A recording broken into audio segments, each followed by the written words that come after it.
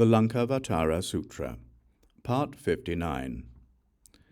Mahāmati once more asked the Buddha, "Bhagavan, please tell us about a Buddha's awareness. Bhagavan, what constitutes a Buddha's awareness?" The Buddha told Mahāmati, "It consists in realizing that there is no self in beings or things, in understanding the two obstructions, in transcending the two kinds of death, and in putting an end to the two kinds of affliction. This is what is meant by the awareness of a Buddha.